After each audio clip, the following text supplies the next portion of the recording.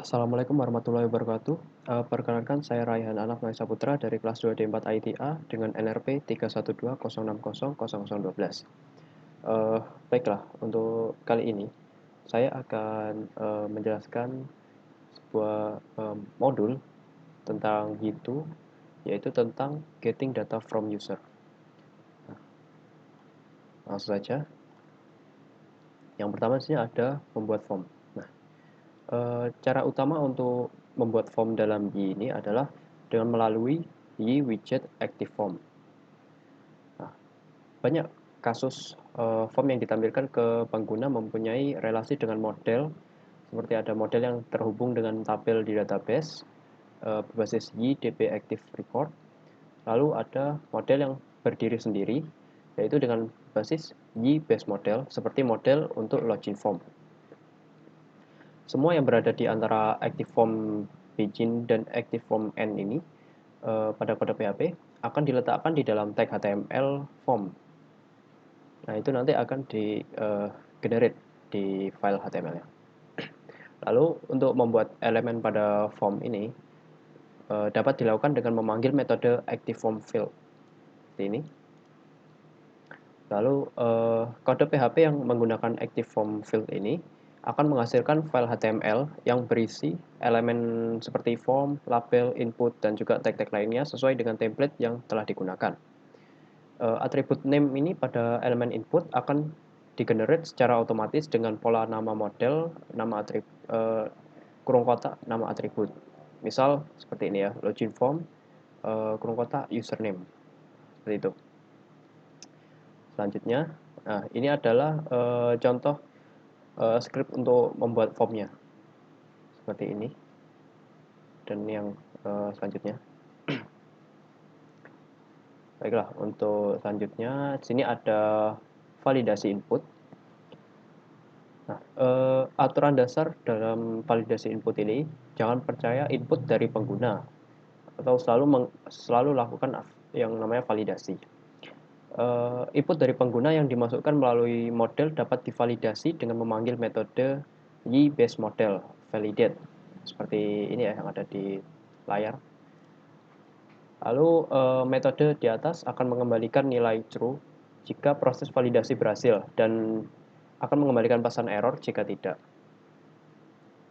Lalu jika memungkinkan, secara default validasi input ini dilakukan di sisi klien dengan menggunakan JavaScript. Ini di sebelah kanan ini untuk contoh kode validasi inputnya ya. Jadi ini seperti yang tadi ini ngeload ada YAPP request post terus ya seperti ini. Oke, untuk selanjutnya sini ada deklarasi roles. Untuk membuat metode deklarasi rules ini dengan YBaseModel validate dapat bekerja. Anda perlu mendeklarasikan rule untuk setiap atribut yang akan divalidasi. Nah, rule untuk validasi dapat dibuat dengan mengoverride metode YBaseModel rules ini. Metode ini harus mengembalikan nilai dalam bentuk array dari rule-rule yang dibuat. Nah, setiap rule minimal memiliki atribut di mana rule tersebut diberlakukan dan tipe dari validator. Misalnya ada require, email, string, dan juga lain-lain.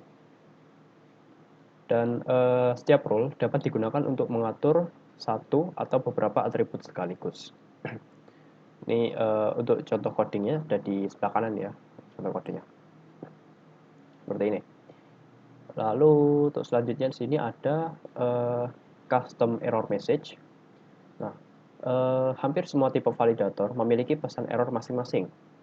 Ya, untuk mengkustomisasi atau mengubah pesan errornya ini bisa dengan dilakukan menambahkan property message ketika mendeklarasi sebuah rules.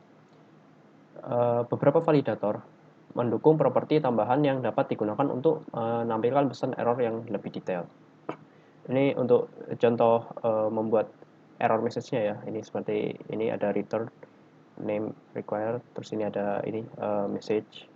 Anda harus mengisi nama. Ini contohnya untuk bagian name, nah itu harus di required. Jadi misal kita tidak mengisi atau mengosongkan input name ini, maka akan otomatis keluar message Anda harus mengisi nama. Seperti itu. Oke, untuk selanjutnya, di sini ada conditional validation. Validasi juga dapat dilakukan hanya jika kondisi tertentu terpenuhi. Ya, ini conditional validation. Hal di atas ini dapat dilakukan dengan cara mengisi properti when dengan fungsi yang berisi kondisi yang diinginkan. Nah, jika Anda menginginkan validasi juga dilakukan di sisi klien, bisa dengan menggunakan properti when client yang berisi string yang merepresentasikan fungsi JavaScript.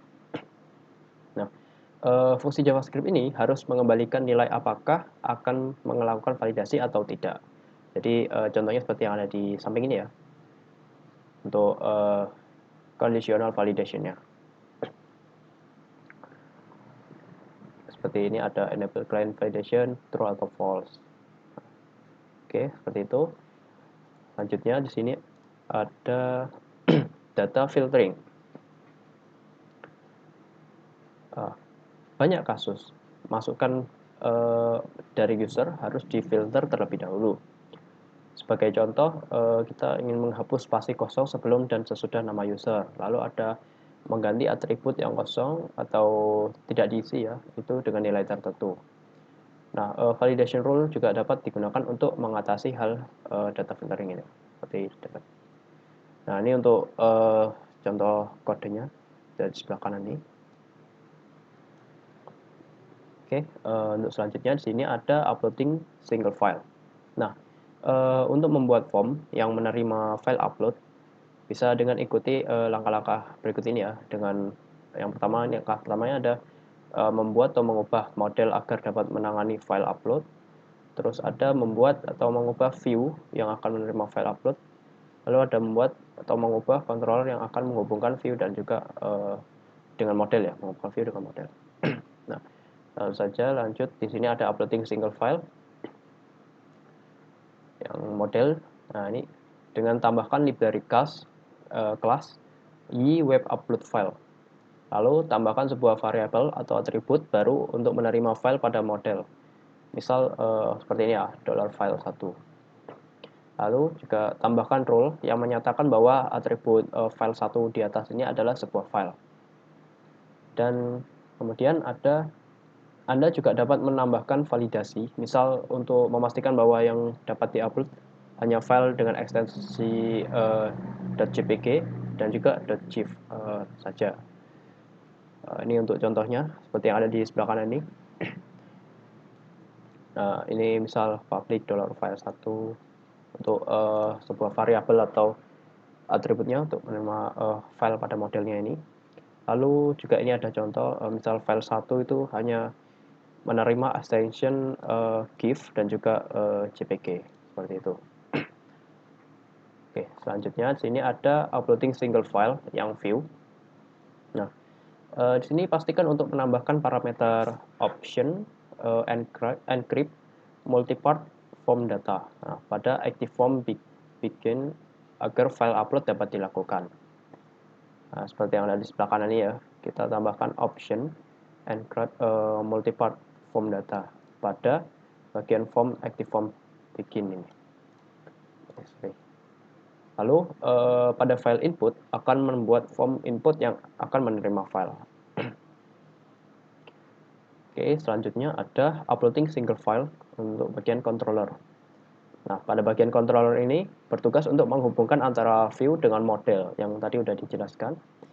Nah, dengan menggunakan kelas web upload file, file akan disimpan di server ketika metode save as dipanggil. Nah, untuk contoh kodenya seperti yang ada di kanan ini ya. Oke, selanjutnya di sini ada uploading multiple file. Nah, untuk membuat form, untuk mengupload beberapa file bersamaan, kita perlu melakukan beberapa perubahan. Seperti ada ini pada modelnya, kita tambahkan properti maxFile 5 misal. Terus pada view-nya, kita bisa ubah nama atribut dari model menjadi bentuk array. Misal file 1 ini menjadi file 1 tambahkan array, seperti ini ya. Lalu juga bisa tambahkan properti multiple true pada metode file input. Kemudian pada bagian controllernya, kita ganti metode getInstance ini menjadi getInstance. Kita tambahkan S ini. Lalu gunakan for each untuk menyimpan semua file. Nah, baiklah, ini untuk beberapa contoh kode untuk uploading multiple file pada model, view, dan juga controllernya. Seperti ini. Nah, oke, di sini ada latihannya. Nah, untuk latihannya ini nanti akan saya jelaskan pada video-video selanjutnya.